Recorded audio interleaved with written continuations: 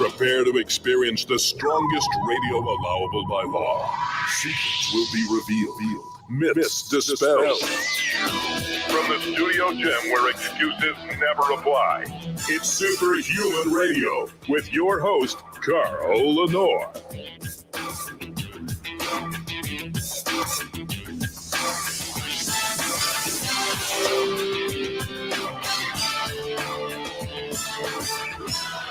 Hey, welcome back to Superhuman Radio. We have two important shows for different reasons. During the first hour, we're going to be discussing with Dr. Carolyn Pritchett about cannabis as an alternative to opioids. And I mean, the opioid epidemic is ridiculous. Unfortunately, it's kind of looks different than it should because of people who are being poisoned by fentanyl. So I want to make that distinction. But a lot of people are addicted to opioids, especially I'm in Kentucky. We have like the whole Appalachian area. Everybody's addicted to opioids there. And it's not the fentanyl thing. We're going to talk about how cannabis may be an alternative solution. And then later in the show, a show that I've been waiting for some time, Dr. Irina Conboy and Dr. Michael Conboy from UC Berkeley have been doing some really important work in the anti-aging area. And actually, those of you who've been listening to the show long enough know that about a decade ago, I started to talk about blood playing a role in aging. I started to give regular blood donations. Back then, it was about iron. I wanted to get my iron as low as possible, but not be anemic and not impair my performance. And I've achieved that. But there's more to the story. And we're going to be talking about plasmapheresis. Fascinating. And I actually had Paul Tuzauer, I always mispronounce his last name. I'm sorry, Paul, if you're watching. He's actually done it. He's had 2 sessions. And so we got his perspective, how he felt and what he noticed. And now we're going to talk to the scientists behind it. But this is part of my, I said I'm going to start doing a series, real anti-aging series, not about rapamycin and senescent cells and magic pills and magic beans, but real stuff that truly has an impact, undeniable impact on the biological markers of aging, and this is one of them. Before we get started, I have to thank our title sponsor, and that's Legendary Foods. Sorry, I'm trying to find their, there it is, okay. Legendary Foods, makers of the Tasty Pastry and now the Sweet Rolls. Tasty Pastry set the world on fire because it was an alternative to a Pop-Tart with less than 1 gram of sugar, 20 grams of high-quality dairy protein, and 4 to 5 net carbs. And you've been buying them for a couple years now, and everybody knows how great they are. Well, they have just introduced a Sweet Roll. If you've ever been in the airport and Cinnabon, and they heat those cinnamon rolls up. They're so gooey and delicious and sweet and unbelievable. So much so that that's the only product they sell. Well, Ron Penna and his team at Legendary have made 3 sweet rolls, 1 cinnamon covered with icing, just like the one you'd get in the airport, 1 berry flavored with gooey jelly in the spiral there, and 1 chocolate with chocolate and chocolate icing, and they're unbelievable. And they adhere to the Legendary standard, less than 1 gram of sugar, 4 to 5 net carbs, 20 grams of high quality dairy protein. Go to shrnetwork.biz/legendary.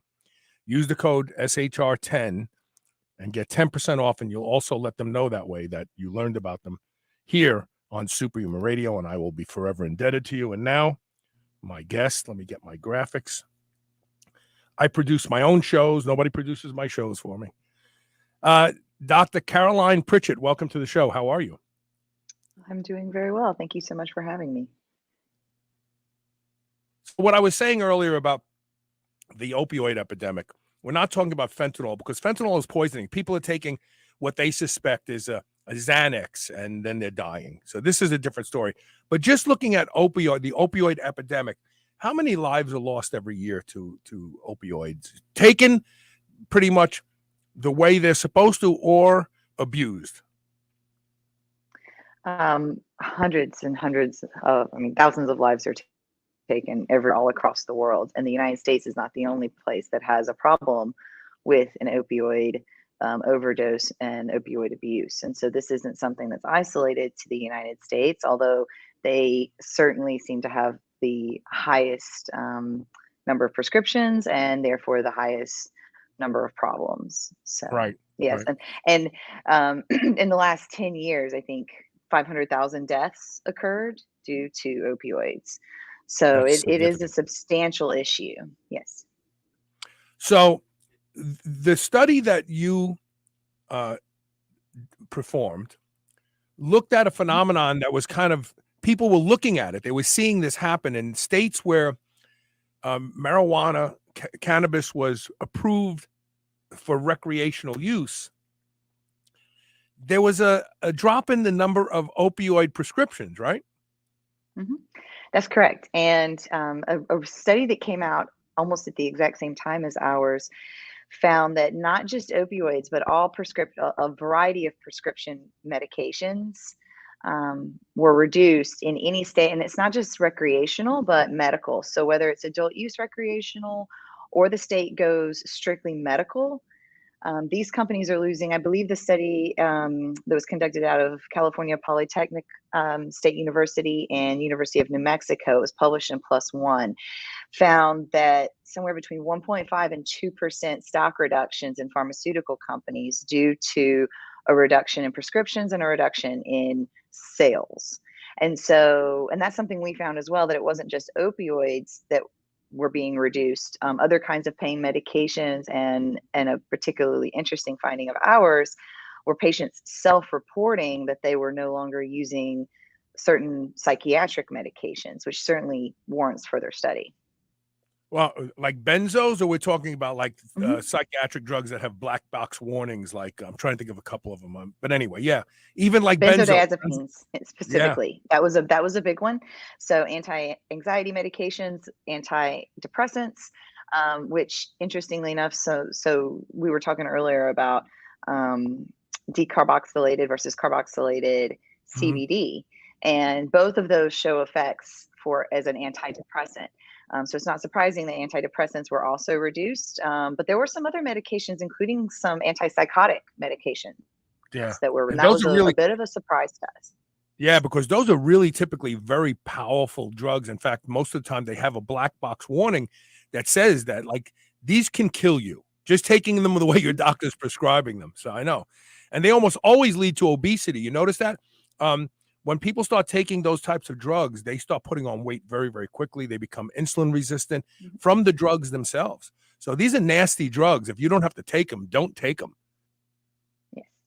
All right, so and we had a question, and patients certainly responded that was one of the reasons why they stopped taking them, is the side effects were just too much, and they were able to mitigate the symptoms without taking those medications using certain forms of cannabis.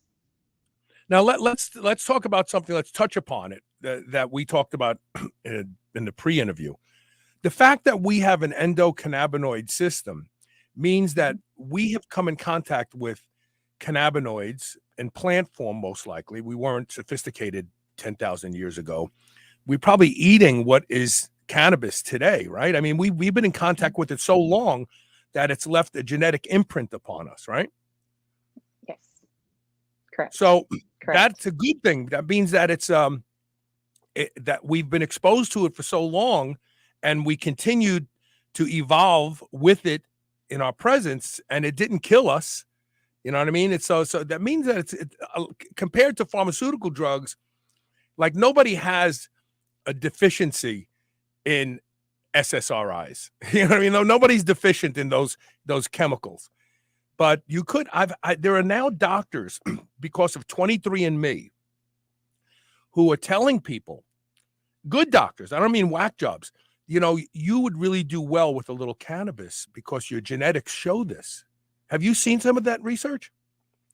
No, but I'm certainly going to take a look at that. That's very interesting and not surprising. You're right. We've been engaging with this plant for thousands and thousands and thousands of years. So Right. the first published reports scientifically were in the 1800s. This isn't new. Right. But long before that, humans were engaging with this plant in a variety of ways and finding some benefit from it in a variety of different contexts. And I think Blue Oyster Cult said it the best when they said, "Don't fear the reefer." Oh, isn't that what they said? That sounds right. That sounds right. Yes. So, okay, so talk about your study. How was it designed, and what were the endpoints you were looking for? Yeah. So this study was a work in progress for a number of years. So my co-author, Dr. Polston, he has been studying plant-based medicines for a very long time. And so back in 2015, he said to me, I think, you know, we're seeing all of these states come online, but the majority of research is pretty basic. And I'm not trying to put it down in any shape, form, or fashion. It was very important. But just for example, who's using it? Are they smoking? Are they eating it? How often? Do they eat? Do they use more sativa, indica? But there was a real lack of health functioning and kind of medical focused research, particularly health functioning outcomes. And that really is only in the last few years have we started to see some research slowly but surely come out.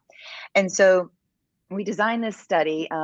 He, again, have to give huge credit to him. This would not have happened without him. He said, you know, back in 2015, I think it's really important that we know what these patients are experiencing in terms of their health outcomes, good or bad. It's really important for us to know what the experience is and whether or not these, you know, medicines, which, as we talked about in the pre-interview, cannabis is more potent than it was in previous history.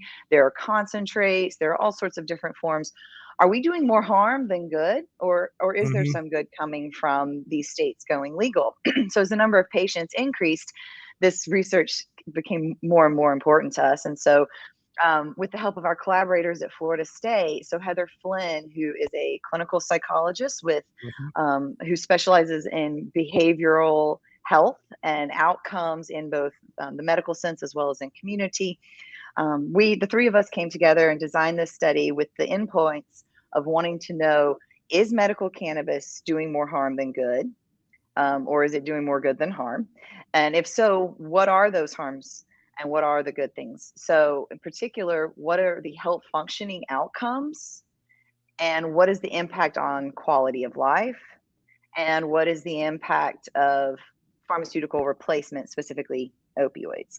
And so we designed the study using, for the first time, the medical outcome survey, which is a standardized form of looking at physical and mental and emotional health and well-being in patients with conditions. And so we felt that this was really a perfect survey that's been published by lots of researchers on a variety of different topics.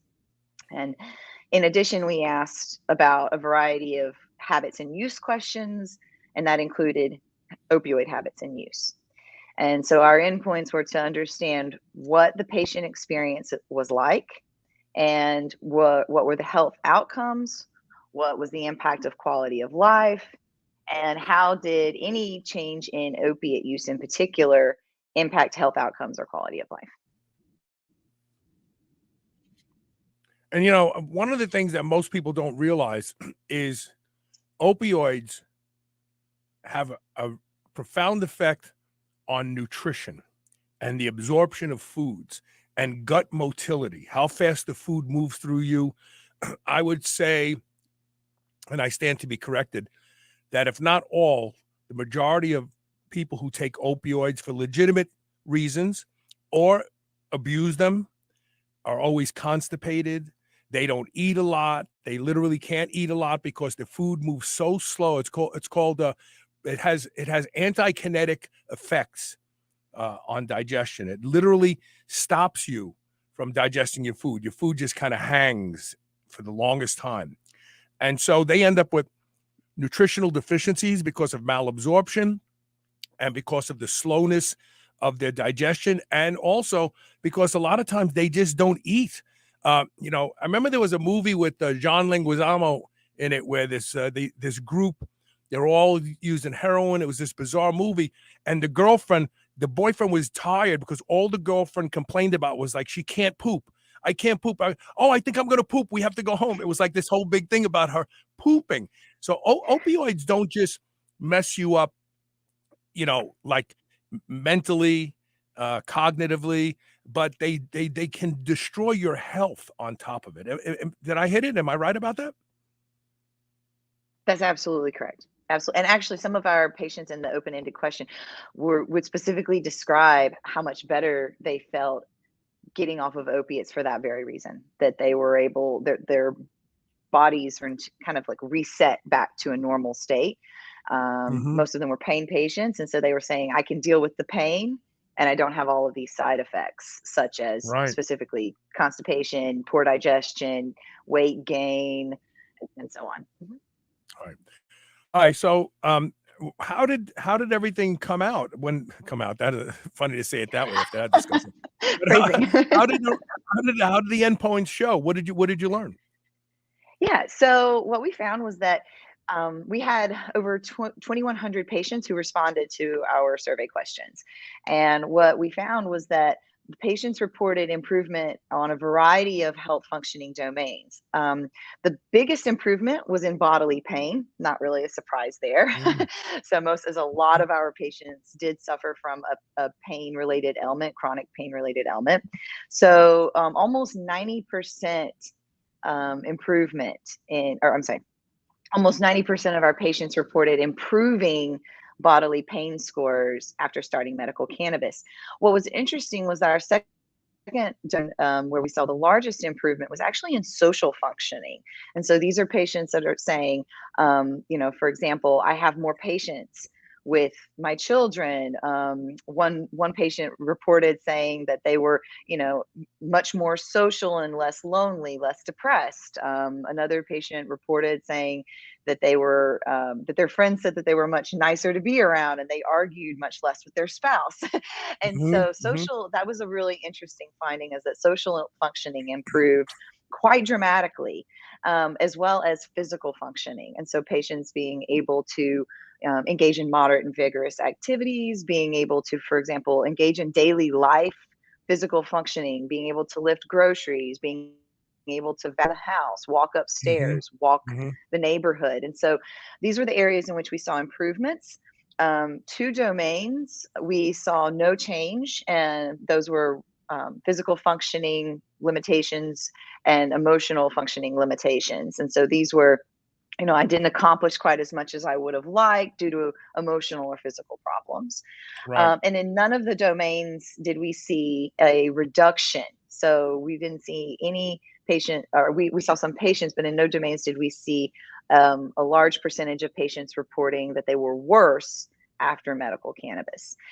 We also asked about pain medication use, and about 60% of our patients reported using at least one form of pain medication, the 2 most common being acetaminophen combinations with either hydrocodone or oxycodone. So those were the 2 largest percentage of opiates reported use. And we saw a very, very dramatic drop. So of the 60.98% of patients who reported using some sort of pain medication, 93% reported either reducing or ceasing their use of pain medication. And some of those patients specifically described improved functioning as a result of that change, whether it was a reduction or a complete cessation.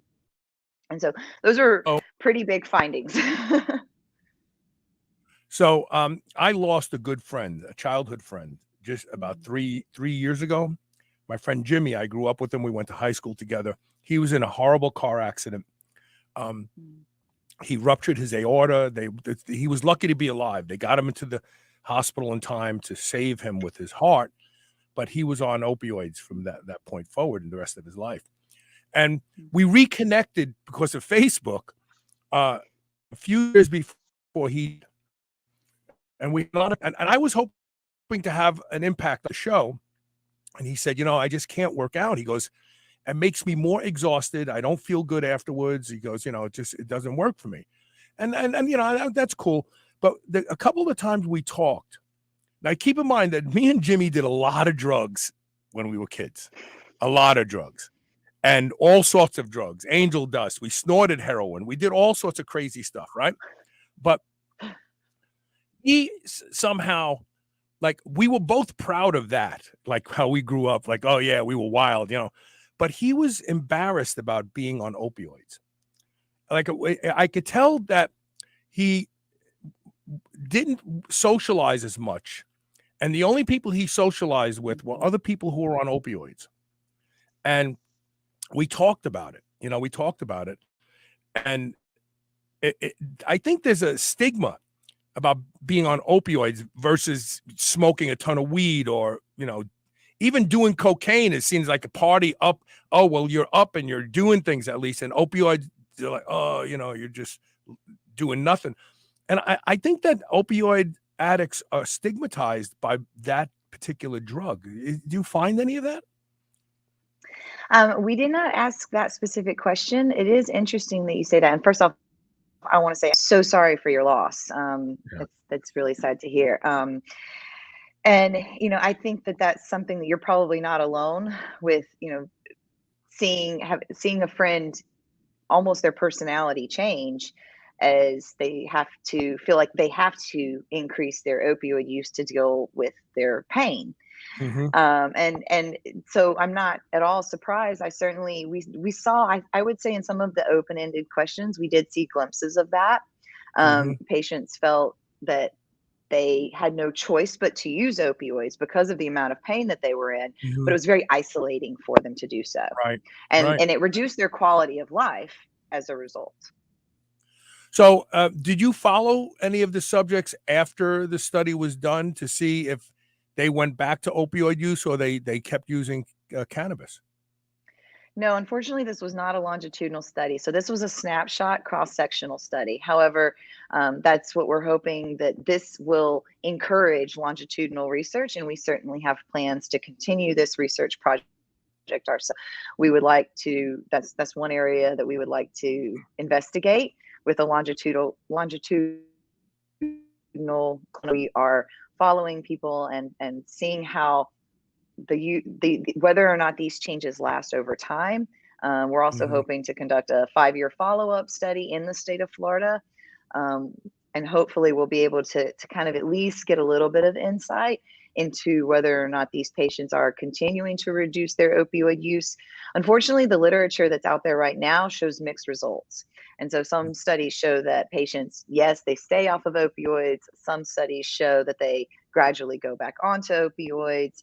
So I think this is a really important question, and one that absolutely requires more research. I was just thinking when you were saying that, those of us who did drugs at some point in our life realize that drug use is a culture too. It's not just an incident. It's not like, oh, I used this drug.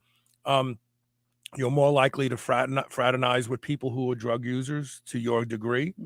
But also, I was thinking about what you were saying about how some of the people kind of co-treated. They were still taking some oxycodone or something like that, along with maybe acetaminophen. And I almost feel when you said that, I was thinking, well, they probably enjoyed whatever reward it was aside from the pain relief about doing the drug. We know from early studies on drug abuse that, and I know this today to myself too, because there's things that I abuse sometimes, and you almost get high when you make the decision you're going to use something. You really start to feel this, like before you just thinking about, oh, I'm going to go cop. and you really feel that high right then and there, and then you get it and then you use it, and maybe and I kind of feel like that's only assigned to things that you think because of your moral constructs are bad. You get excited about you're going to do this bad thing, right? And I feel sometimes that some people would use a little bit anyway because they miss that sensation that they're going to do this bad thing. They're going to cop, they're going to use it. And it more so, that's the impetus to use than the additional pain relief that they're going to get from it. And I was very deep in the drug culture as a young man up until my 20s. So I mean, I kind of feel like I can see the drug addict's point of view sometimes. There's an interesting theory regarding dopamine, and I think that's a really interesting thought about whether or not something is bad and how much of a role that plays. Dopamine is an anticipatory molecule. So dopamine is that what you just described of that, excitement. I'm going to go get this and then I'm going to use it and I'm going to feel a certain way. And that's dopamine. So that's what drives our behavior and motivates us to do all of, jump through all of the hoops that we may have to jump through in order to get the substance. And then opioids, regardless of whether, endogenous opioids, regardless of whether or not you're taking an opioid or another chemical, it's the endogenous opioids that actually give us a little bit of a reward. And that's including food. And so it's not just drugs of abuse where that happens. So foods that are particularly those high in fat, sugar, and salt. So right. that's those that's the trifecta. We just were talking of about this the other day. Yes, that's what these food manufacturers do. Salt, fat, and sugar. They put it in a food, and you'll eat it for days, nonstop. But it's because you're getting an endogenous opioid burst or a release upon eating the food, but it's the dopamine that's driving you to actually obtain that food or that drug, whatever the substance is. And certain foods are as good as drug substance. That's what's driving you to get it. And in some ways, the anticipatory experience is actually more pleasurable than using it itself. Yes. Because Once you get high, you're a slob, drooling. I mean, I favored speed. We didn't call it meth, but we called it speed. Black beauties, amphetamines were abundant back then when I was young. I favored uppers, except when it came to Quaaludes. I liked Quaaludes a lot. We used to call them gorilla biscuits because they made you brave, But I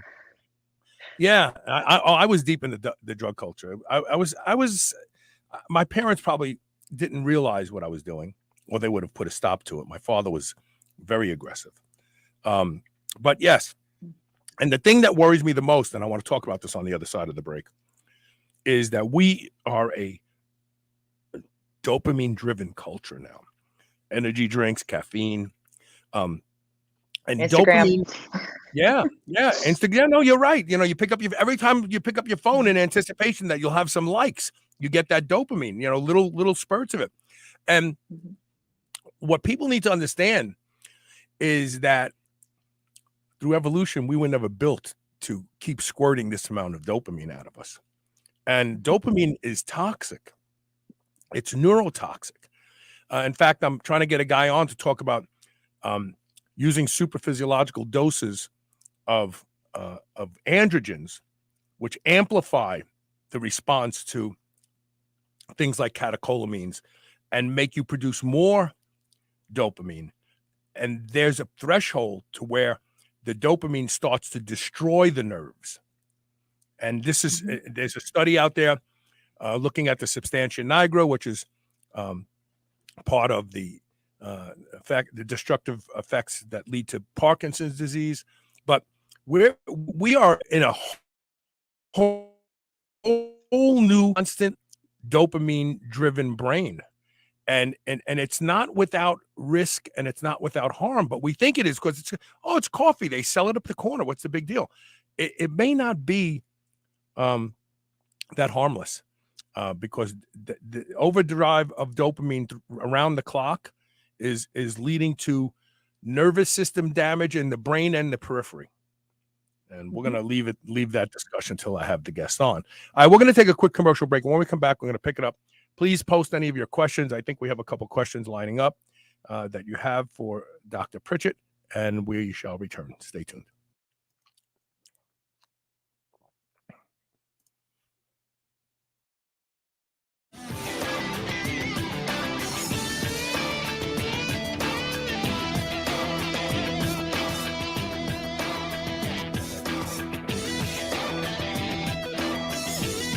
P3OM from Bioptimizers is a patented prebiotic and probiotic supplement with Lactobacillus plantarum OM. It has now been upgraded to P3OM 2.0 with the addition of a superfood formulation that makes it 2 times stronger, as well as optimizes L. plantarum's strength. So it's more powerful than ever, which means that not only will it help you completely digest all animal proteins, it also reduces cortisol, causes deep relaxation and better sleep, and reduces stress. Go to shrnetwork.biz/P3-OM today and use the code SHR10 to save 10% off. Never before has a product been so appropriately named as Botanic Tonics Feel Free. This plant-based elixir combines a variety of different effective compounds, all from raw plant materials that at different doses provide you with completely different experiences. A third of a bottle puts you in the zone and makes you very focused and is ideal for a non-stimulating pre-workout. It also has a mild analgesic effect for us older lifters who have soreness and little pains and aches that keep us from training as ferociously as we want. A half a bottle will create a mild euphoric effect that will allow you to forego consuming alcohol, but still be socially lubricated and have fun. I have never had a product deliver on its name the way Botanic Tonics Feel Free does, and I won't ever be without it, and you shouldn't either. Go to shrnetwork.biz/feelfree and use the code SHR40 for 40% off your first order. I promise you, you will not be disappointed. Dogs should be powered by fat and protein, not carbs. That's why Visionary Pet makes low-carb, ketogenic dog food for dogs of all breeds and life stages. From kibble to freeze-dried and even low-carb treats, all Visionary Pet recipes are very low-carb, ketogenic, and made with 100% real meat protein. Shop now and use code SHR for 20% off your first order today. Your dog deserves the lifelong benefits of optimal nutrition. Make the switch to Visionary and see why smart dogs eat low carb. There are lots of concerns about food supply today. That's why you need White Oak Pastures. White Oak Pastures will deliver food right to your doorstep. You don't even have to go out and be disappointed by shopping in grocery stores. The finest beef, pork, lamb, duck, and more can be found at White Oak Pastures. And now they even have seafood. And best of all, White Oak Pastures has a negative carbon footprint, which means that you don't have to feel guilty for eating your ribeye. Go to shrnetwork.biz/white oak and use the code SUPERHUMAN to save 15% off. This is the Superhuman Channel, where brawn and brains finally meet.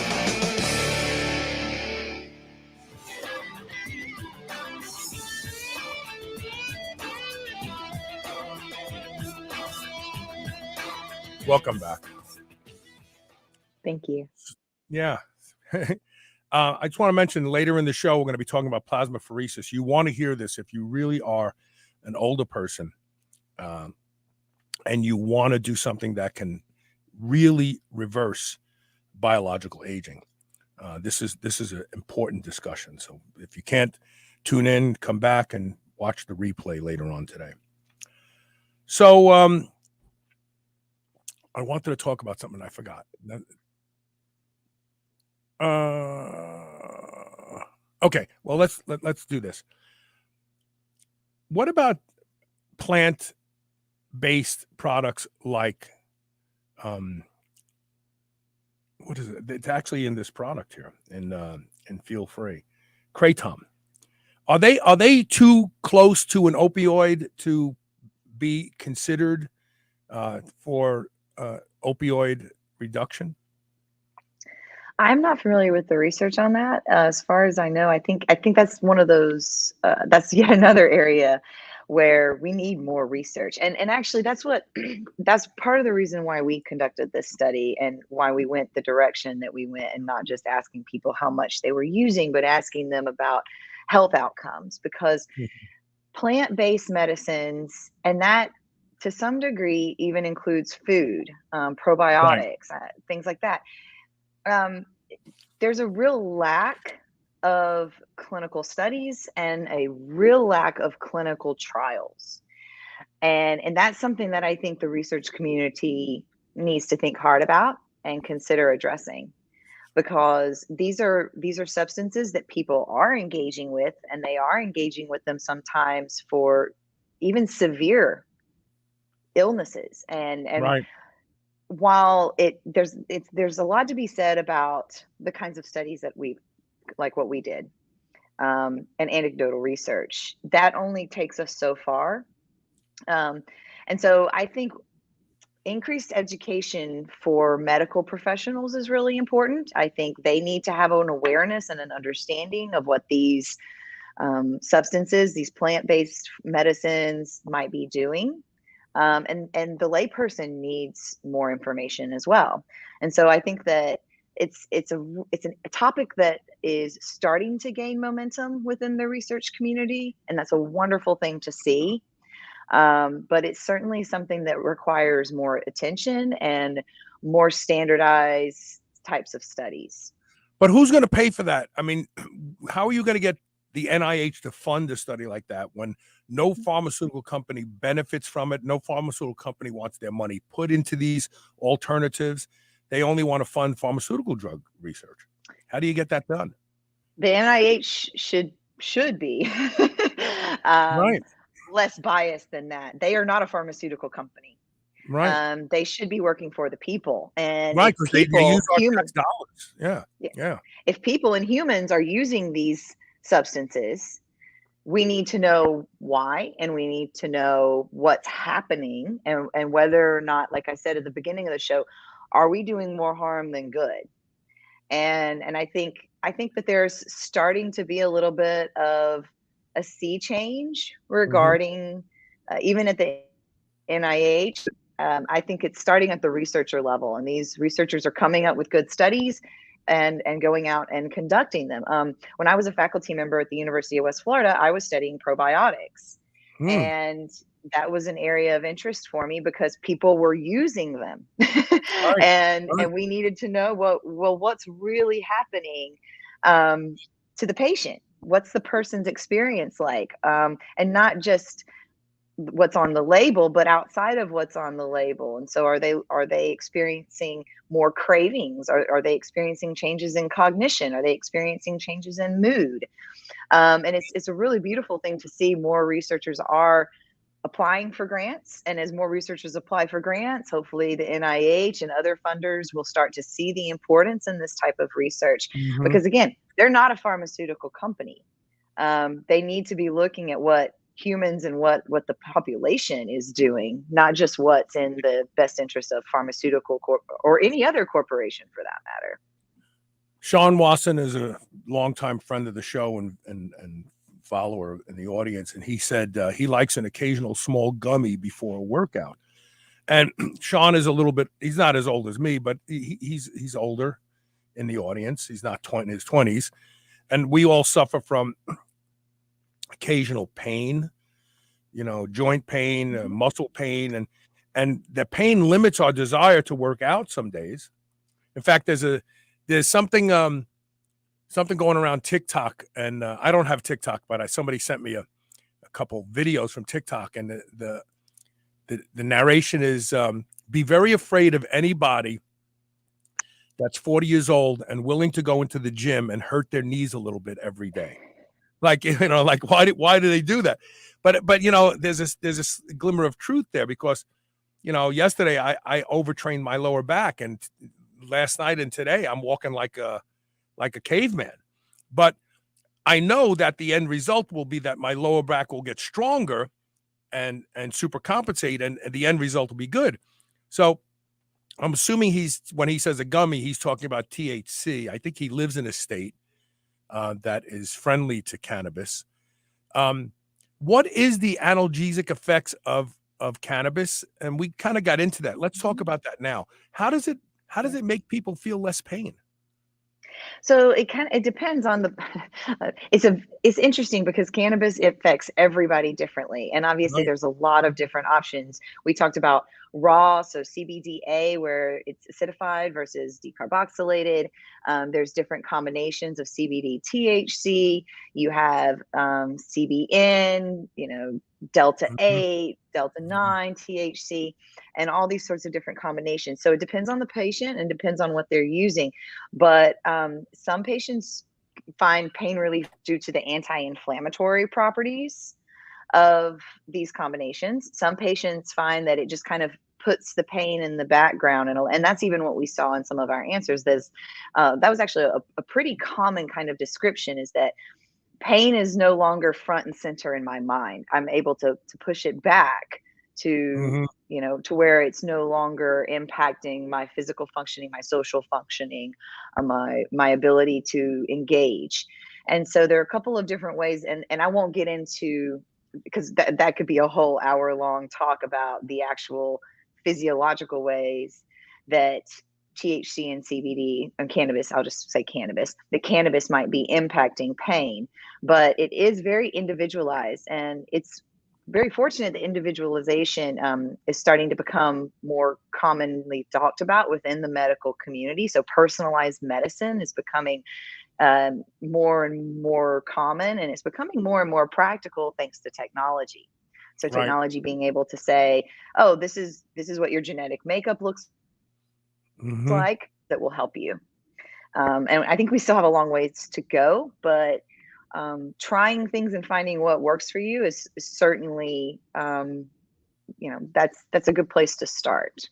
I was told that without THC, CBD doesn't really reduce pain for most people. Is there like, because we had to have well, in order for CBD industry to prosper, they had to remove the THC because there's a lot Mhm, of people who get drug tested for work. mhm. Um, is there any truth to that THC and CBD must be together in order to see the benefits, or have you seen CBD by itself producing a good analgesic effect? CBD by itself can can have an effect. It's not going to be as powerful. CBD seems to be more important for other things, though, and maybe this little bit of that mind shift. CBD's good. CBD alone is better than THC alone for, say, inflammation, which could help Hmm. reduce pain. THC alone, there have been some studies that have shown THC alone doesn't seem to be really all that effective, for example, at reducing inflammation. But it does seem to be that there's something about THC that is a little bit more powerful for reducing pain. And it could just be, again, that mindset shift, being able to put it more towards kind of the back of your mind, dulling the pain, not necessarily specifically analgesia in the sense that we think of analgesics traditionally. And we see this all the time. And this is, we call it plant-based medicine, and it takes on this illusion that it's not real medicine, when most of the stuff big pharma produces are isolated compounds from plants. Mhm, Rapamycin was found on the Easter Islands as a form of mold. I mhm, mean, cisplantin, one of the most popular forms of um, chemotherapy, comes from the May apple. But they took the one thing in the May apple that caused the effects out and left everything else. What people don't realize is we evolved alongside these plants. We consumed them. We came in contact with them, and we came in contact with them with all of their chaperone compounds, because they evolved the same way we did. And big pharma misses the boat. They take this one thing out because they have to make money with it. They can't just sell you May apples and say, take this home, make a tea and drink it. That's not going to get $8,000 of treatment. But we forget the same was true of a plant that increased telomerase about 8 years ago, and TA65 came out causing the increase in telomerase, because telomeres became the reason for aging, and that went away. That's um, Then they found out there was a couple other things in that plant that also increased telomerase. It was like, then next thing you know, the isolate that they were getting like $200 a bottle for, because people thought it was going to make them live longer, turned out to be less effective than the whole plant product. So, you know, we always, pharmaceutical companies want to isolate things because then they can sell it and patent it. But plant-based medicine, all medicine starts in plants. Everything they look for anecdotes. They go to people and say, oh, because the Native Americans used May-apples when they got cancer. They called it cancer. And you know, made them vomit, but all of a sudden the tumor went away and the cancer went away. So they went, oh, there's got to be something in that May-apple we can use. Let's go find it. It's all plant, all medicine starts in plants. And I find it very not insulting to intelligent people when they act like they came up with this on their own. They invented the whole compound because they just knew. No, it's bullshit. It's been used for thousands of years by people, but it was a plant. So, and he says he uses something... 1-to-1 blend. He uses 1-to-1 blend. Okay. I would say, just kind of going back to your previous question, part of the reason I had a little bit of a hard time answering it, I would say the most important thing about cannabis is what we like to call the entourage effect. And it's not just THC, it's not just CBD. It's the combination of those two in various ratios, in addition to the other minor cannabinoids and the terpenes even. Terpenes never get any attention anymore, but the terpenes is very powerful in of themselves. Absolutely. And it's that combination. And that's why it's hard whenever you ask a question. I'm like, it really depends on the person, and it depends on the profile of the cannabis product, because those are so, so important. And in countries where I live in a country now currently that's going for a more pharmaceutical model, and the patients aren't very happy because they know from experience that what works are whole plant medicines. And these isolates, isolating this compound or that compound, you lose so much of the value of the plant. And that's where it gets tricky. That's where the research is hard to conduct, but that's where the health benefits really lie, is in this entourage effect, these combination of not just the two major cannabinoids, CBD and THC, which everyone knows about, but the minor cannabinoids and the terpenes, and what combination and ratios those particular chemicals are found in that particular strain. And that's why some strains have a really wonderful impact on pain. Other strains are truly antidepressant. Other strains are able to reduce anxiety. Other strains create anxiety. It's all down to what is the chemical makeup of the compounds in that strain. Delta 8 gives me anxiety. If I use Delta 8 to sleep, I have to use such a minuscule amount, because I wake up at 2, it's like clockwork. Well, everything is clockwork at sleep. You know, I do the same thing. I'm in bed at 9 o'clock, sometimes 8:30. And I wake up at 2 o'clock in the morning. I have vibrating chest, you know, subjective. You know, my chest isn't vibrating, but I have this vibrating feeling, and I have mild anxiety. But now I got so used to it, I just wait and I do fall back to sleep. But the Delta 9 doesn't do that to me at all. And I haven't tried the Delta 10 yet. I guess there's a Delta 10 as well now that they're producing. And since it's all from hemp, you can get this even if your state hasn't legalized cannabis. So I think it's pretty exciting time right now, because a lot of people can help themselves. You know, we're going to take our last commercial break and we'll wrap up the interview. Stay tuned. Stay with us. We'll be right back.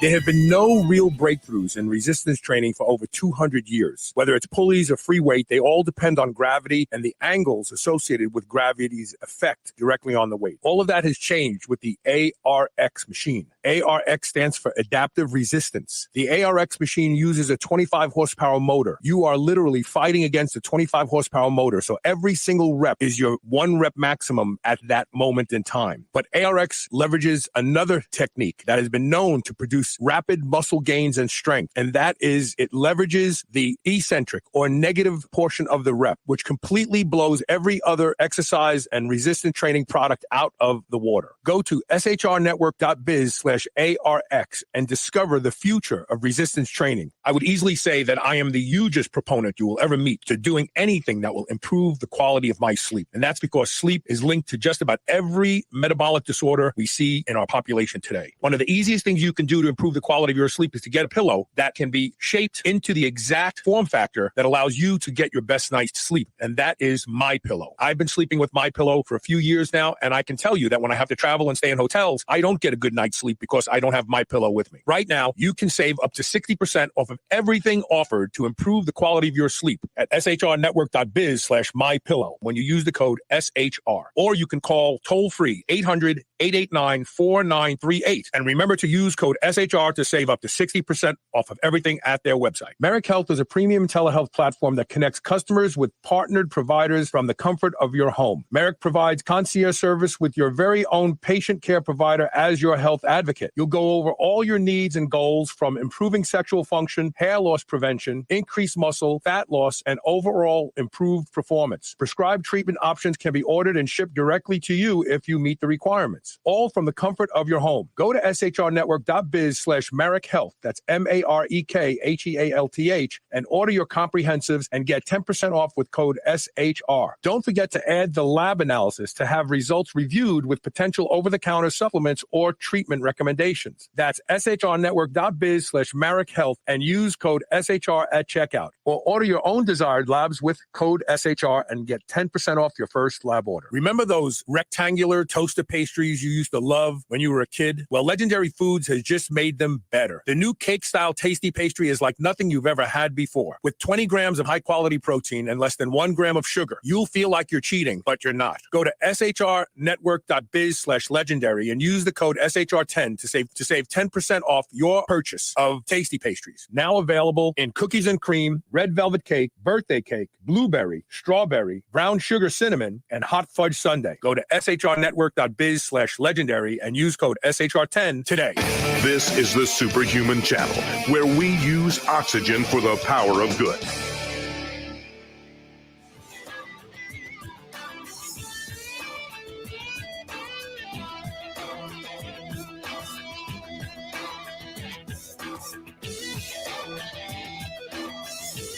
You know, it's a pain in the ass to produce your own show. It's so distracting. It's like when I first started doing the show, I was on a Clear Channel station called WKJK, and I had a producer. And all I had to do was focus on the guest, the questions, and that's it. He would set up the breaks. The commercials ran automatically.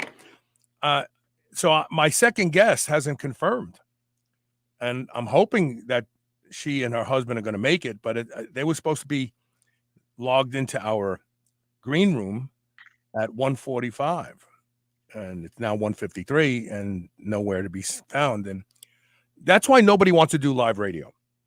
Nobody does live, because how do you recover, from any problem? And you really can't. You just have to deal with it. So hopefully they'll make it, because I really wanted to interview them today. I'm very fascinated by this plasmapheresis. Okay, getting back to it, Carolyn Pritchett. So in your summary, is it doing more good than harm?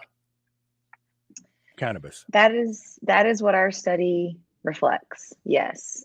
Both at the individual level and at the community level, because at the time that this study was conducted, medical cannabis had only been recently legalized in the last couple of years.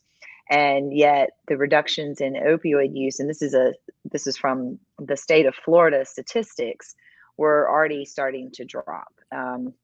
And while I can't say for sure that it's because of medical cannabis, our study certainly indicates that medical cannabis is helping to, again, at the community level, helping to reduce the opioid problems that are associated with, with overprescription and overuse. And we did find that our sample, we found that within our sample at least, and we'd love to follow up on this. We're really hoping to follow up on this year, this coming year, sorry, that, not only is opioid use substantially reduced, but these patients seem to be functioning better and still maintaining or even improving their quality of life as a result of swapping opioids for medical cannabis.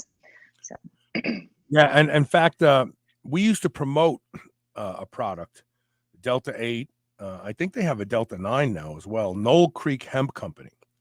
And they just came out with a topical that I've played around with, and it really works. It's amazing. I don't think it's like a menthol effect. I really do think it's the CBD and the THC, but it really does work, and they're promoting their product.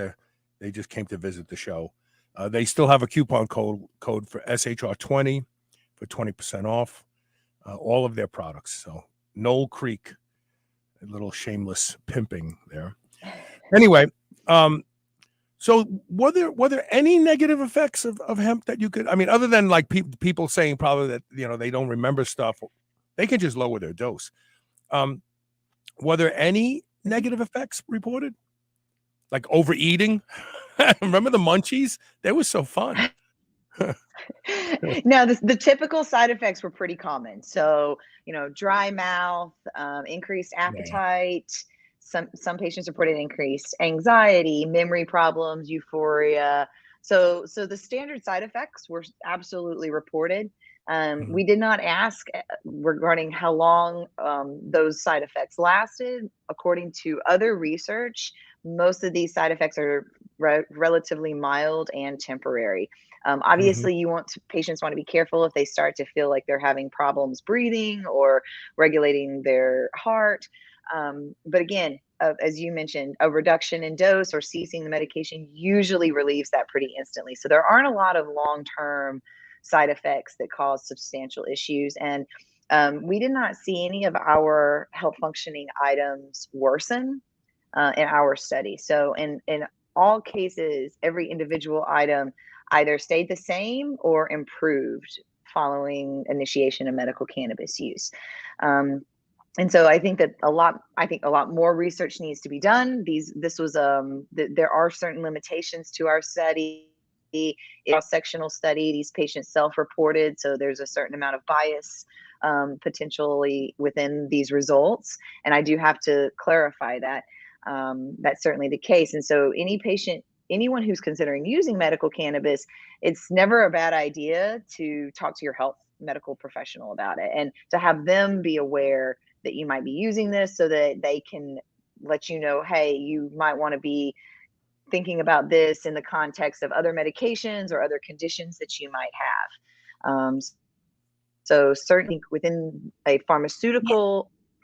medical model, that cannabis can do more good than harm. But again, it's really important to let your doctor know, hey, I'm starting to use this. These are the products I'm considering using. Do you have any concerns about that? And also so that they know if something goes wrong, they can say, hey, this might be the cause of this particular issue. And it may be a matter of ceasing medical cannabis. It may be a matter of trying different medical cannabis products. But it's important that patients or doctors know what they're up to. And it's really important that doctors are open-minded so that conversation can flow freely. There's a study that supports this, but cannabis can increase your lung capacity. Have you ever seen those studies at all? They literally, like, you can get a deeper breath. You can fill your lungs fuller as a result of cannabis. And I forget what the study was looking at. It's not going to increase VO2 max, but it increases and when I was a young man, after I dropped school track, and we had a product called Asmodor, and everybody on the track, all of us younger people, were convinced that it was weed. Craig Hollander says it was used to get off oxycodone. But Asmodor was something you gave the horse before they went to the track if you were afraid that they had any respiratory issues. It was green, and it smelled like weed when it burned, and used to hold it in their nostrils, and they would breathe it in. And a lot of trainers believed that it expanded their ability to fill their lungs. And then this study showed that marijuana does that. And now I even think harder that we were using Asmodor on those horses. It was actually cannabis. Talk about the time it stays in your body, because that's something that people worry about who are drug tested for work. Cannabis stays in your body. It's fat soluble, so that means it gets stored in your fat cells, your brain fat, but also your body fat, right? Absolutely. And there have been studies that have shown that so it can last, depending on the percentage of fat that you have on your body, that you're going to retain a certain amount of THC or CBD. And they've even shown that someone who is has a higher percentage of body fat, who then diets and starts to lose that fat, may actually re-release stored Get a buzz. THC. Yeah. Yeah. And so that's something to be aware of and to be thoughtful about. And it certainly can impact a drug test for an extended period of time. Yes, absolutely. But it does depend on the percentage of body fat on the individual, and how metabolically active their system is. So when I was in college, in high school, all of our parents said, well, don't ever do LSD because you'll get flashbacks for the rest of your life. And I've been waiting for one for a long time. I would love a free trip. It's like that never happened. And I met Timothy Leary in 1987, 88, and we had a lovely conversation. I shared all my stories about all my trips. He explained why I felt the way or saw the things that I saw. It was very, very fascinating. But I microdose now. I microdose mushrooms, and I do microdose some of the LSD precursors. But I'm still waiting for that trip. I'm still waiting for the freebie. I never got my freebie. I was promised a freebie. I never got it. Craig Hollander says, and then we'll wrap it up. He says, cannabis has been used to get off of oxycodone. Is that true? Okay. That is what our study reflected was, All yes, that oxycodone was one of the most common. It was one of the most commonly used, and especially in combination, oxycodone plus acetaminophen. And that was one of the drugs that, or one of the substances that we saw a very large drop. And so I can actually look, so we saw, almost 20% of patients prior to medical cannabis used oxycodone. And then afterwards, less than 4% were using oxycodone. And that's the oxycodone acetaminophen combination was much higher. So almost 30% of patients were using that in combination of drugs, and less than 5% were using it after medical cannabis. And so, yes, that is what's reflected in our cross-sectional study, at least. You know, cannabis is illegal in most states, as Craig points out, but that's a scam, and I'm going to tell you why I say that. Alcohol will destroy your body faster than cannabis. Alcohol is a gateway drug. It really is. First thing I ever did was drink beer.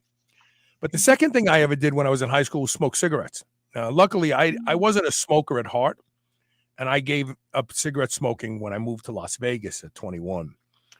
But it's fascinating that that we sell cigarettes and alcohol in this country, but somehow cannabis is drawing the line. You know, it's really sad because even your study here shows that a lot of people could really benefit, especially those who are addicted to opioids, if their states would legalize cannabis. So, yeah, it's I believe sad. it's right now. It's 36 states in the United States, along with the District of Columbia, Puerto Rico, and some of the territories, all have approved medical cannabis law, or over 5 million state legal medical cannabis patients, not including the number of people who use adult use recreational, which some advocates would argue that all, quote, recreational use is medical use or is therapeutic use in some way.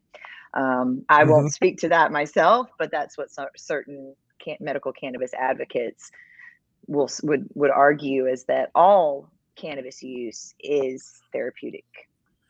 And the catch-22 about legalizing marijuana in your state for use in therapeutic medical marijuana is the federal government won't allow Colorado to ship marijuana to a legitimate holding point in your state.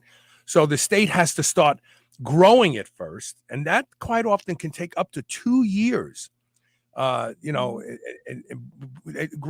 marijuana today is a big deal. It's not like when we were kids, we dropped a couple seeds in a pot and wait for it to grow a couple years. I mean, it's a technologically advanced process. And so all those states that are like, oh, we approve medical marijuana, and all those people going, yay. No, don't say yay, because it's probably going to be 2 years before you can buy it. And that's sad. They should allow the way you can ship a gun from one state to the other. You ship it from one FFL to another FFL. The person shipping it and the person receiving it are working together. And, that gun doesn't go out into the community and it's handled a certain way. They could be doing that with marijuana as well. They could. They just don't want to. Yeah, I would like to see I personally, as a scientist, would like to see changes in the federal laws to free up, and this is going back to an earlier point in our conversation, to free up funding for research, because that's one of the things that's really holding back research right now, is it is federally illegal. And that's one reason why it's not getting the attention that it deserves in the research space. And that hopefully, for the sake of the patients, hopefully there will be some change on that. A guy I grew up with owns the largest dispensary and grow operation in Nevada. He's got a store on Las Vegas Boulevard and Charleston Boulevard where they intersect, and it's called Relief, RELEAF, playing on the relief that people get for pain and stuff like that using it. And they can't deposit their money in a bank account. And if they do, the bank tells them, come and get your money. So they can't deposit their money in a bank. They're making money. I think that they ended up building a vault somewhere out in the desert because they can't deposit their money. They can't store their money. Anything that's FDIC insured, or they can. And if you want to know what I think, somebody needs to open up a bank just for the cannabis industry that's not FDIC insured but self-insured, and get the government out of it and say, yeah, we'll take all your money, we'll store it for you. I'm surprised that hasn't happened yet. I know. I'm like baffled. I'm baffled why that hasn't happened yet. But listen, it's been fascinating. I think your research is fascinating. It's forward looking, and clearly it's not influenced by big pharma money. Because no one wants to fund these studies, and that's why they're not getting done, and they need to get done. They need to, like you said, millions of people are using these things. Shouldn't we know more about them? So yes, and that's, thank you so much. Yeah, that's why it took, the study was initiated in terms of the idea in 2015, and Dr. Polston went to a lot of companies trying to see if they would work with us, and it took several years before we were able to find, and I'm very thankful for the partners at Truly for them allowing us to go into the dispensaries and recruit from those patients, so that we had a patient sample that was receiving a consistent, highly consistent product. Right. But hopefully that will change. Listen, it's been more great research like this. Great having you on the show. I have to thank you. Do one thing here. And then we're going to have the Conboys on with us to talk about this really exciting research. Okay, so thank you for being here. Thanks for everybody who's listening. Stay with us. We'll be right back with more of Superhuman Radio right after the break. Take care.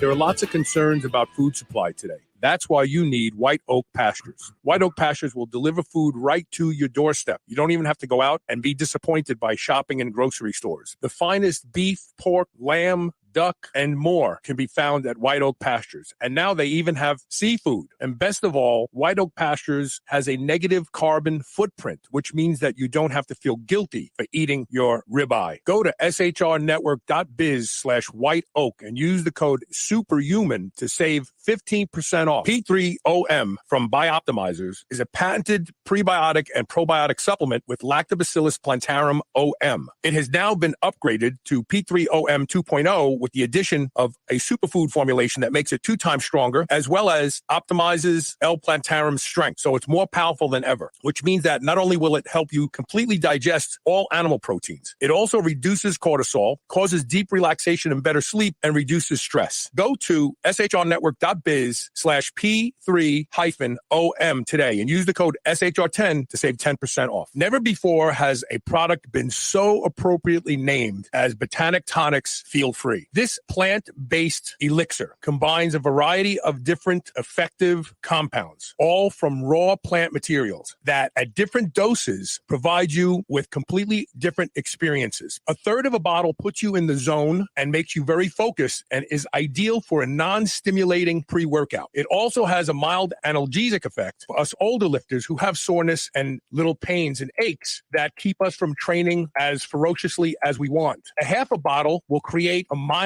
euphoric effect that will allow you to forego consuming alcohol, but still be socially lubricated and have fun. I have never had a product deliver on its name the way Botanic Tonics Feel Free does, and I won't ever be without it, and you shouldn't either. Go to shrnetwork.biz/feel-free and use the code SHR40 for 40% off your first order. I promise you, you will not be disappointed. Dogs should be powered by fat and protein, not carbs. That's why Visionary Pet makes low-carb, ketogenic dog food for dogs of all breeds and life stages. From kibble to freeze-dried and even low-carb treats, all Visionary Pet recipes are very low-carb, ketogenic, and made with 100% real meat protein. Shop now and use code SHR for 20% off your first order today. Your dog deserves the lifelong benefits of optimal nutrition. Make the switch to Visionary and see why smart dogs eat low carb. This is the Superhuman Channel, where we use oxygen for the power of good.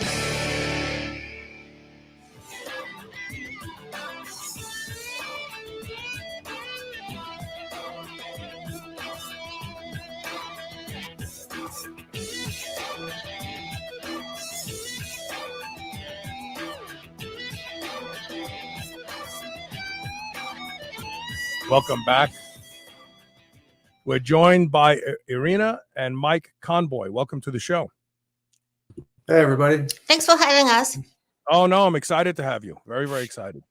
I started to talk about blood's role in the signs of phenotypical aging about 10 years ago, when I became fascinated with iron levels and their contribution to a variety of different diseases.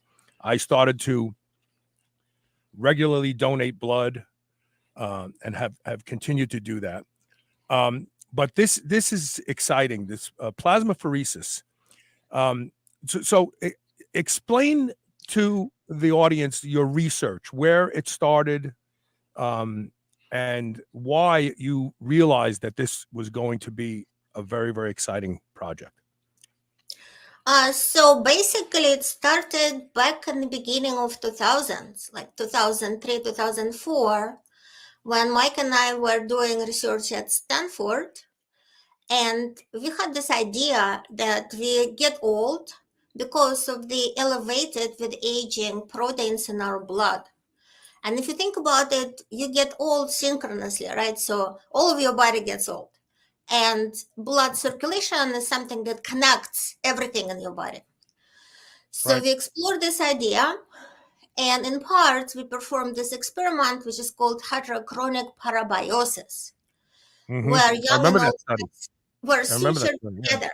You probably Right. heard about it. So young and old mice were sutured together, and they started sharing blood, but they also shared organs. So old animal now benefited from young GI tract and better digestion, and young heart and lungs, and even environmental enrichment and exercise. So there were many, many factors. But the outcome was that old mice became rapidly younger, and then young mice became somewhat older.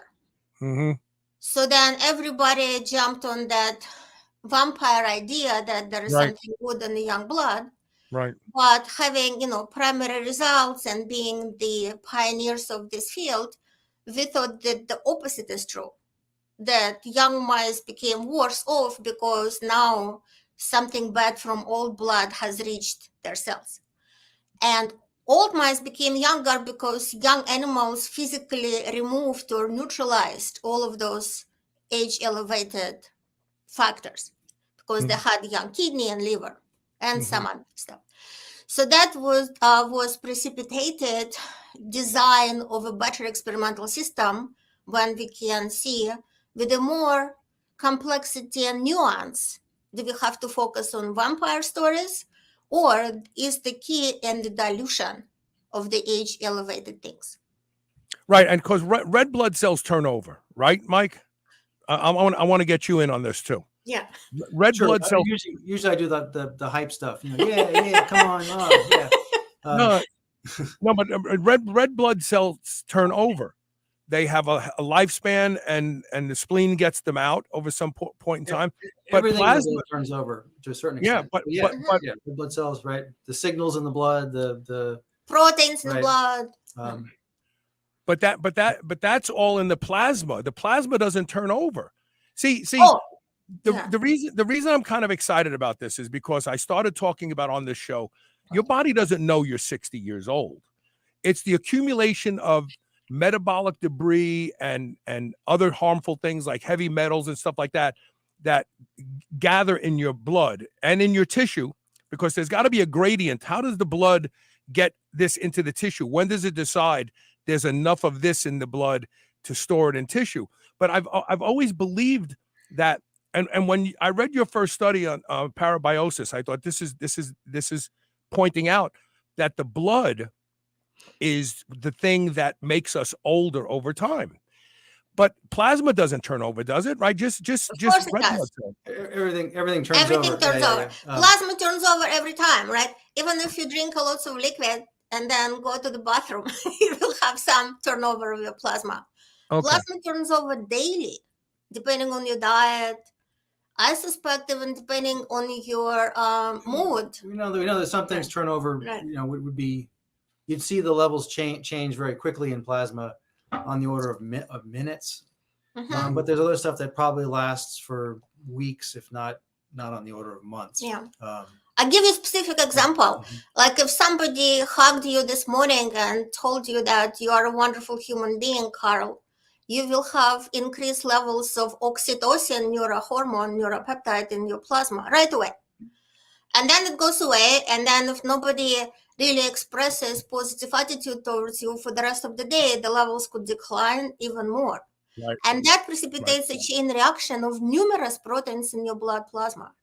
So there is a huge dynamic milieu or composition that is not really, it is not simplistic that you just accumulate this crud in plasma and you can remove it. No, it is dynamic thing where age. There is that. And that is right. Yeah, Mike is like, as you see, he is like in the background. Yeah. He does it. So there is it's a dynamic composition where if something got out of whack and became slightly higher, that will suppress many positive, youthful gene expression, protein, and epigenetics for a very long time. And if we drop the levels of that something down, that will unleash all of the positive factors, which did not disappear from your genome. They're still there. They're just transiently repressed. So this idea that what is going on is a simple oil change or fish tank water change is very simplistic. It is not entirely incorrect, but that is not why there is stable rejuvenation of muscle, liver, brain, molecules, genes that last for weeks or months after one procedure. Right. And I actually interviewed a fellow who had your procedure done. I want to say he had it done in Florida. His name was Paul Tazur. And I don't know him. He's a friend of the show, and he had it done. And in anticipation of having you guys on, I wanted to talk to him and, what did you experience and all that sort of stuff. And he said that he has to go back for 6 more sessions. So he had 2. Yes. And I think that he has to go back for 6 more. So you looked at what markers of aging do you look at when you're comparing the pre-treatment and post-treatment patient? Well, we looked at cells in the blood. Cells in the blood gets turned over, and as we grow old, we make more cells which promote inflammation and less cells which defend us from viruses and bacteria or adaptive immunity. So that unpleasant shift was restored to younger, healthier levels. And by the way, there was no need for 6 procedures. It happened in most participants just after 2 procedures, FYI. We also looked at the circulating proteins, which have broad implications. They control everything from how well your tissue is repaired to how functional the tissue is. So we identified 73 protein biomarkers that can tell you how old or how young you are throughout the body without even the need to look at your brain or muscle or liver. And that was in people, right? In mice, we actually did look at their brain, muscle, and liver, and we found less fibrosis, more regeneration or repair, and less inflammation and adiposity. So the tissues kind of were returning to the healthy young states, which we could do in mice. And in mice, we also determined that their cognition becomes better just from the dilution of the old plasma. In people, we did not do, obviously research on various tissues and organs, but we did research on the blood. So yeah. And by we mean there was a collaborator, Dr. Dobry Kiprov, who's over in San Francisco now in Marin, that did that work. We're not MDs. The general procedure of therapeutic plasma exchange has been around for decades and decades. It's kind of one of those specialist medicine type things. So it's not super common, but and what we did in the mice was sort of a crude, simplistic approximation of that, something simple that we could do in the lab. I wouldn't call it crude or simplistic. I would say it was very good. It worked. I would say, yeah. So, I would say it was miniaturized procedure. Sure. So Right. Dobry and everybody else are doing that in people using the approved instrument. So whoever knows how to do it can do it. And Dobry was very, very helpful in providing us with the blood samples of individuals who underwent the procedure. And then the Conboy laboratory analyzed what happened to the blood samples. And being bioengineers, we also, with the help of another collaborator, Professor Kiana Aran, designed a small, tiny instrument which would allow us to miniaturize what is done with people and study it in mice, which is great because, of course, you can do many more things in mice, and mouse aging is very similar to human aging. Right. So that was the scope and collaborators. Oh, yes. And we also had collaborator from the UCSF Brain Aging Center who provided blood samples and allowed us to determine that people who have neurocognitive disorders age faster based on our biomarkers. Mhm. And therapeutic plasmapheresis reduces biological age of individuals. So even though they might be 70, 78 years old, if you look at their blood, they will be much, much younger with respect to the blood component. So what about my process of donating blood? My body is making new plasma, right? Is that Yes. plasma clean, or is it because my liver is already funked up? I put an N in that. That it's producing a poorer quality plasma than if I take the synthetic plasma from this process.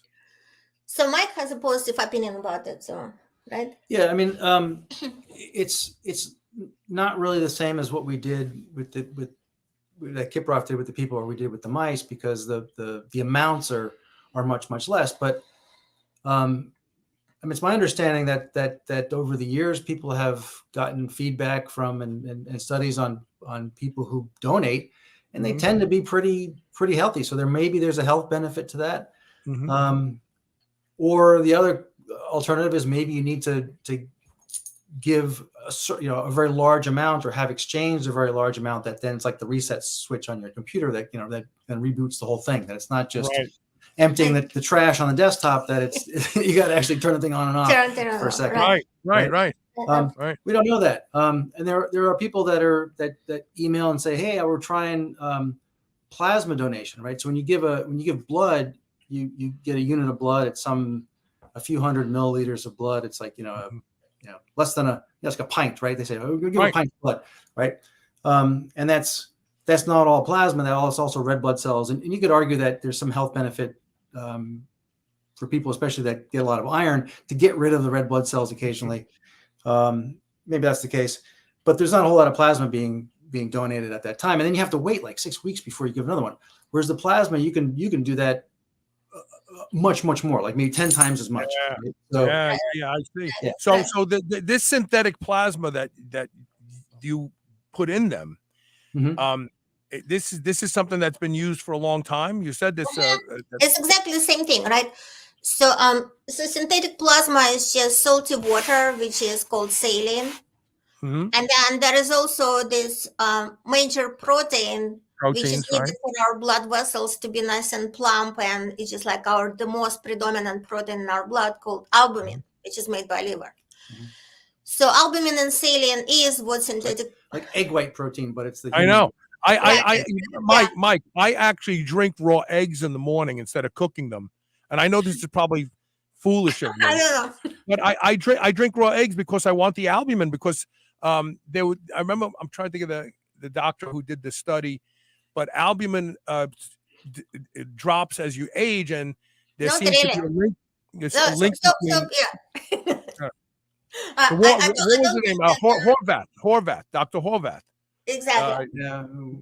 He right. So I don't recommend drinking raw eggs or pinning your hopes to albumin as something that will make you younger, because if one looks at actually statistically significant results, when we look at albumin levels in many young people and old people, there is no decline of albumin at all between people who are like 20 and 75. It's all the same. Right. Okay. And then after that, the decline is minute. It's like, I don't know, less than % or less than a couple %. And that could be simply because very old people are just so unhealthy that their liver now is in trouble. So even if you give them albumin, the liver is still full of fibrosis and precancerous growth and fat, and it is not what makes them older or younger. Right. So we looked into that in much detail. I don't think that albumin is the albumin that you eat in an egg. And, Rocky ate raw eggs for breakfast or whatever. I guess that's just a movie. So my father did. That's why my father was a truck driver and never had time to have breakfast. So he used to poke holes in a couple eggs and suck them down. Sure. I mean, as long as you crack it open and it's not foul, use the word foul, but you know what I mean? Like not, not rancid. Yeah.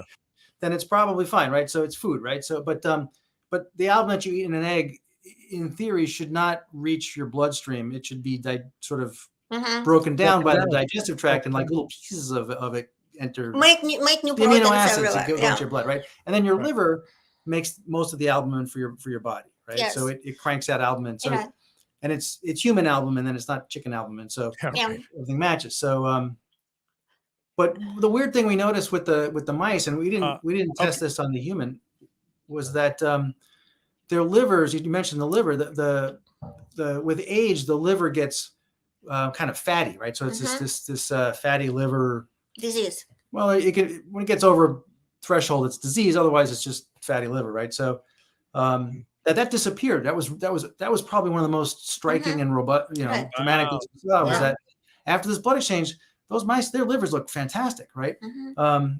And so I don't know if that's the same with people. I assume it should be, right? But it would be something interesting to look at. People that have and visceral fat would be so. Visceral fat is really tied to a lot of disorders, as you know, and just simply working on losing visceral fat, high intensity interval training, sprinting, literally goes after visceral fat. I don't know why. We had a scientist on. Absolutely, yes. But I wonder what happens to visceral fat in the rodents. I would love to know. Well, whatever happens, let's look at it from the other perspective. In our opinion, you don't need to add anything, or in fact, you cannot add anything to you to become younger. That might be very surprising. Like people try to add albumin or vitamins or secret sauce from young blood. But what the results show, and we published another paper in Nature Metabolism with Judy Campisi and Okidjian, which shows that if you mix young and old blood together, old blood dominates and prevents young cells from functioning. So that puts a big question mark on this model where you have a cluster of rotten bananas, proverbially speaking, and you throw one healthy banana in this cluster. You can kind of envision what is going to happen. Right. This will be true with albumin, will be true with everything. So there is certain things which are not statistically significant, certain things which are significant but just correlation, and very few things which are causing aging. So if circulatory proteins that are elevated with age are causing aging, as our results suggest, then simply calibrating them to young levels will do the trick. It will make your liver healthier and you'll start making albumin. It will make your stem cells healthier everywhere, so you will stop making high levels of visceral fat. It will make your muscle and bone healthier, so when you exercise, you don't just damage yourself, you actually get benefits. So that is the difference between various things that are floating out there and the true science on cause and effect. I also would like to add a little bit about the plasma donations that people email us all the time, as Mike mentioned. So we would be very open to doing research to see how much plasma donation has the positive effects, because it's much less invasive than plasmapheresis. It's much, much less invasive. So, and it is less costly. And it can be done in many places. So kind of good, expanding the socioeconomic reach of people who would like to feel healthier and younger. Yeah, that sounds like me. Get in touch with us, send us before-after samples. We will tell and we will publish work on how much plasma donations are needed and could be useful. So do you have to replenish plasma every time you do a plasma donation, or do you just let your body? There is.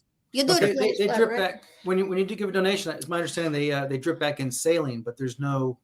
They mentioned that albumin that's in there, and that's why they're limited by how much they can take. But then your liver quickly makes pumps it out, yeah. right? Yeah. So within a few days. Yeah, that's fascinating. I would love to try that. Absolutely. Yeah, send us your before after samples.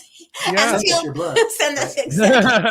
And until your followers to do the same, because with as little as about 10 samples that will be de-identified. So it will not be, clinical study. It will be just de-identified samples where we tell these are group of older people and then there went 2 or 3 plasma donations and we tell how much they are rejuvenated. Right. Send all samples to beep. We should probably work a actual real study on that. Yeah, right.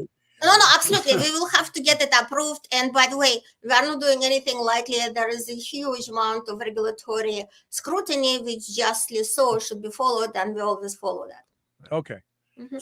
So did the rodents live longer when you did the plasmapheresis, the required number to exchange enough plasma to have a meaningful effect, like a reset? Did they get younger? Did they live That's a great longer? question. So, so the study we did was we looked at the rodents like a week after doing the procedure, and everyone, not everyone, but the clever people like you have been asking us the same question: does it change their lifespan or their health span? So maybe they don't live a whole lot longer, but they live a lot healthier later. Which I'd be satisfied with too, by the way. Sure. Yeah. So that's ongoing. It's kind of a tough study because you got to have like a way to get the exchange in the animals, and then you gotta either keep doing that for the duration of their life, or you got to do a bunch of it and then wait and see did that make them live any longer. And it takes years for them to grow old and die, so a few years. So so that's gonna be a way to figure that out. But based on the markers of biological age, people who underwent that procedure in Dr. Kiprov clinic became biologically younger. So I have to qualify it, right? Yeah, go ahead. I'm sorry. I have to qualify. Sorry, I apologize. Because when one measures something in blood, you only know biological age of that one thing in blood. You don't know how old or young the entire person is. Right. So what we show is that the blood cells became younger and blood proteins became of a younger profile. So that is the qualification there. And it's the same is true about many other measurements of biological age. They only apply to one single thing. It does mean that the entire person is 16 years old when they're actually 76, right? Do you want to mention Pritchett study on parabiosis of the? Well, it could go either way. There's preliminary work that's been done, or published. It's published, yeah. But so that suggests that maybe there's some stuff from the 70s that was published, that when you do the joining of the two animals together, the young and the old, that the old one will live a little longer. But then there's some other studies that were done just recently where they connected them for a while and then disconnected them, and then old mice did not live longer. The old mice didn't live any longer, and in fact, the younger one died earlier. So yes, from its experience. So yeah.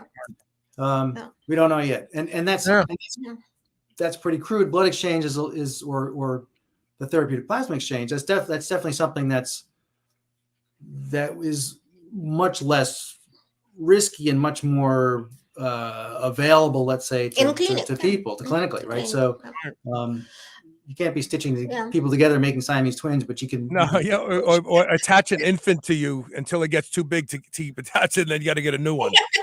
Exactly. But if you think about it again from the broader perspective, how could you be not healthier and live longer if you have healthier heart, healthier brain, healthier liver, and healthier muscle and bones? So I'm assuming you sacrifice these older animals, and you were able to determine that their hearts were healthier. Yeah. Well, that is also ongoing, right? So the emphasis on cardiovascular systems right now in our laboratory. So that will be probably the very next paper that we release. Right. So far, we focus mostly on the brain from perspective of making more neurons and better connecting the neurons that people already have. And on the blood, with respect to immune system, of course, that's very important right now. On the blood, with respect to diminished inflammation, on liver, and on the muscle. Those were the systems which we studied so far. They all became younger. So then, by definition, that animal or that person is younger because they have younger internal organs. So I did a show probably about 7 or 8 years ago when I became fast. I actually inject oxytocin post-workout after I train because there was a good study that showed that oxytocin makes old muscles recover like young muscles. And then there was a study that we talked to, and I get the peptide, it's the stuff that they give women for contractions. And I do about, believe it or not, I do about 80 IUs post workout, which causes an amazing head rush, and like you got to sit down in one shot. But then I discovered that the ghrelin agonist GHRP6 suppresses the release of vasopressin that is promoted by the oxytocin. So I take a large dose of oxytocin, but I don't get lightheaded from it. You know, it's very manageable. But then I did a show on a probiotic that seems to increase oxytocin, called L-Reuteri. And they looked at the phenotypical markers of aging. The old rodents, they didn't want to have sex anymore. Their fur got mottled and looked gross. They didn't move a lot. And then when they raised their oxytocin levels by promoting this gut microbe that they actually injected into their gut, they didn't give it to them in the water or anything like that. And that within weeks, their coat started looking shiny. They wanted to copulate with the female rodents. They displayed younger behavior. Did you see any outward display of younger behavior in these rodents? We did. In fact, Okay, we have the anecdotal story about that. Right. And I want to mention that supplements, probiotics, all of that research is super important. At the same time, I don't think it will be a biomedical breakthrough that we will find this secret mushroom or probiotic. I agree with you. So super important as this supplement. Field of supplements is important as to be studied. And then Mike has this story about better behavior, or if you want to bring it up. Yeah, it was a long time ago. It's a long time ago, The most recent studies, we haven't kept the animals around long enough to see that, but there's more ongoing work that we're trying to do to see again about the health span, lifespan, fecundity. Does that change? But in parabiosis, we did see that older animals were kind of invigorated and they had better coat, and yes, so there are multiple just observable positive changes. And people who undergo plasmapheresis in Dr. Kiprov clinic sometimes volunteer information that they feel right away also kind of they have better outlook on life, and they feel more energetic and just together with it, right? So so there are many other less tangible parameters of youth that seem to be restored. And that's what Paul Tozar talked about. He said, so he had 2 sessions. And he said within a few days, he felt more energy. He felt that he was sleeping better, like sleeping deeper. Yes. And he tracks everything. He's like me. We're devotees of human performance. And he said, I said, do you think you're going to go back? He goes, absolutely. He goes, if they make me feel better than I do now, and it just keeps getting better, he goes, I'm going to do all 8 sessions, he said. So. Exactly. Yeah. And the thing on the part of caution is that once we do this procedure more and more, and it is that invasive procedure, by the way, most clinicians consider plasmapheresis to be invasive. Right. And the reason being is that you are pretty much bled to death, but you are not dying because your saline and albumin are returned simultaneously with your cells, blood cells resuspended in that. So it's kind of bleeding to death and then recovering from that simultaneously, right? But what happens to the cells is that your blood cells go through the machine and they clump and they become damaged. And what you get back is not the same blood cells that you used to have outside of plasma. And I don't yet know how that will affect a person after repetitive procedures. Because once or twice, my gut feeling, and again, I don't think there is much study. There are certainly studies on the side effects of plasmapheresis. They are known. But I don't know what will happen if your blood cells are always sheared, damaged, and then return to you time after time. It doesn't right. seem to be.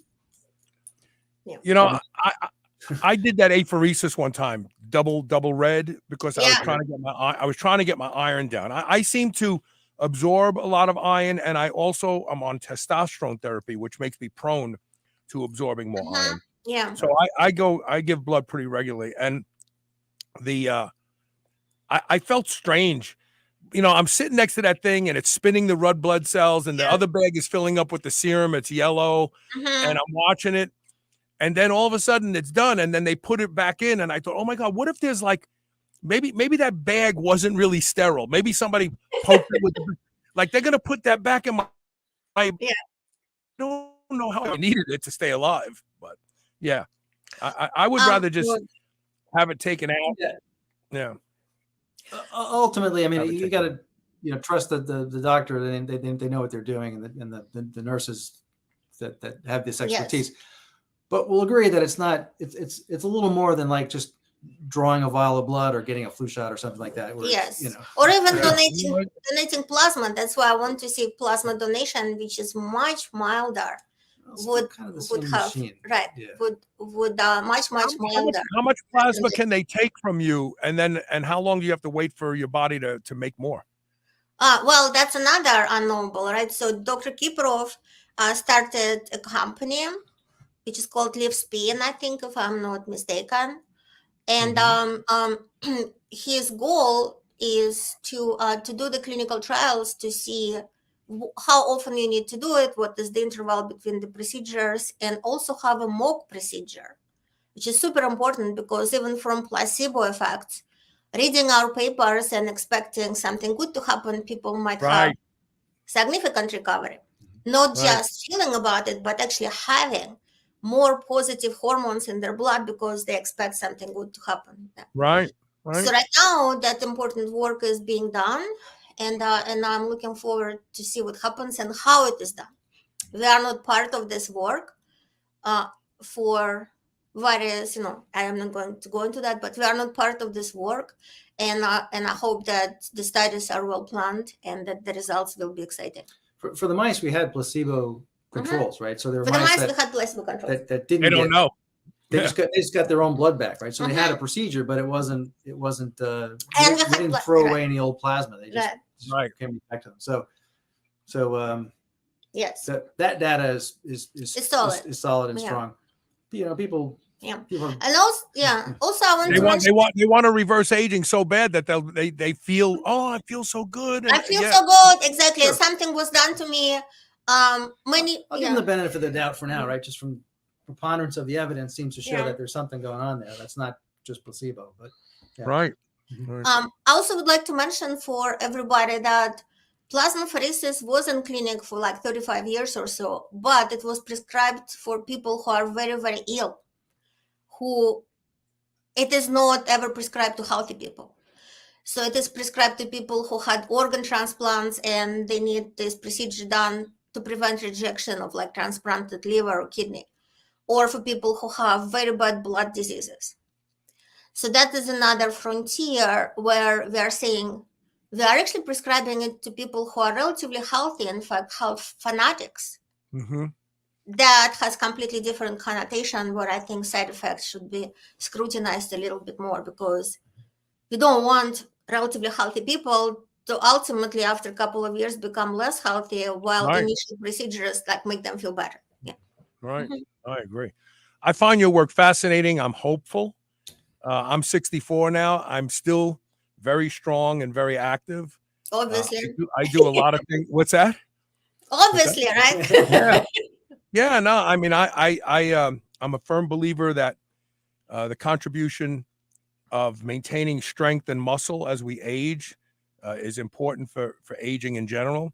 I use some peptides. So when you say, I was thinking, it's funny that the liver is called the liver and the first part of the word is live. I've always found that fascinating. Who figured that out, that they called it that? I think that's how, I don't know, but that's why they call it liver. They don't call it dire, right? Right. Yeah, right. Right. Ether. Yeah. But I find it fascinating that, so I use a peptide called thymosin beta 4 that reduces fibrotic tissue buildup in the body. And we get fibrotic tissue as we age. And I'm going to have to look and see if there's any studies that show thymosin beta 4 affects the reduction of fibrotic tissue in the liver, because the liver, it does so much work for us, and makes 60% of the proteins, I read, in plasma. And that means that if your liver is not functioning properly and it's dirty, and it's not going to produce good plasma. So I think that I'm going to start to look at if you didn't catch the first part of the show, I was an avid drug abuser when I was a young man in the 70s, and I've used a lot of performance enhancing drugs when I was a power lifter, and I feel like I probably need to go have a CT scan of my liver. I doubt that there's fat in it, because I eat an extremely low carbohydrate diet. My blood sugar is model. A lot of visceral fat and subsequently liver fat is driven by insulin sensitivity issues. But I'd like to see. I think I'm going to go do a deep dive on my liver and see what I can do to clean it up, because maybe I'm not getting everything out of my blood donations that I could if I took a look at my liver. Mike is looking at me like, okay, this guy's nuts. No, I mean, sounds good. Yeah. Yeah, I mean, sounds good. Take care of all parts of your body. Yes. Right? Yeah, I do. The liver you don't see, you know what I mean? It doesn't come into play. Yeah, exactly. So liver is the major producer of albumin, and albumin is simply a carrier protein. It is not a signaling molecule like many other proteins. It basically makes your blood vessels nice and plump, and it carries other things in your blood. So that's why it is so indispensable. I would like to kind of leave you with another metaphor, is that we have soldiers and generals molecules in our bodies that together as an army make us healthy or unhealthy. So all of these various peptides, supplements, eating, not eating, tries to influence the entire army. What we are trying to do in our laboratory is to identify generals, the molecules which are dominant and command the army what to do. And generals never really die. Kind of interesting, or kind of similar to the actual army situation. They are more protected, they never really die, and they can coordinate the entire battlefield for health. So we try to identify what are those nodal points, where can we influence the entire system of our organs and tissues. And those are not supplements. Those are not really secret mushrooms or things like that. Those are these very interesting, scientifically difficult to understand connections that we are doing through research. So I don't know if that is helpful or not helpful. It doesn't mean that people should not do peptide treatments or supplements or healthy diet. They absolutely should. But if you would like to have a breakthrough when you are 64, but you're looking and feeling and acting and as healthy as when you are 35 for a few decades, this type of breakthroughs, I think, are still at the forefront of science, and hopefully will materialize after a couple of years of more than a couple. I completely agree. In fact, I did a rant the day before on Instagram. You know, there's all these anti-aging gurus out there. And they talk about magic beans and this supplement. And I said, it's all bullshit. You know, it's all bullshit. They're just selling products.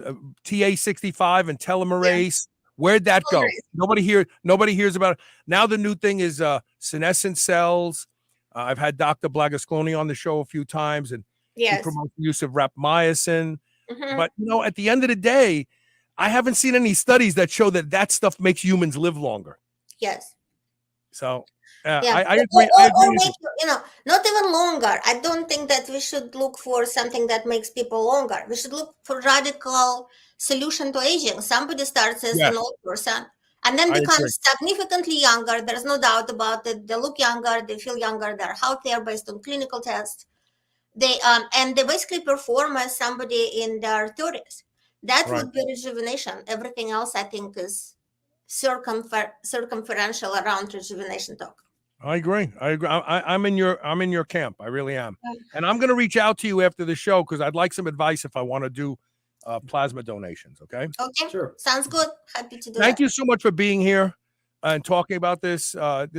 Your work has fascinated me for a long time, and I'm so glad we finally got you on the show. Yeah. Thanks for having us. Okay. Take care. All right, and that's it for today. Let's see. We have great shows for the rest of the week, so hopefully you can watch. Don't forget to share these shows. Both of these were good shows. You may know people that are struggling with opioid addiction. And also, this stuff is fat. This is real anti-aging. This isn't Dave Asprey is going to live to be 180, and it's because he's taking this multivitamin. We got to stop this nonsense. We got to stop trying to fool people. Really, really. I see you tomorrow with more Superhuman Radio. Thank you for being here today.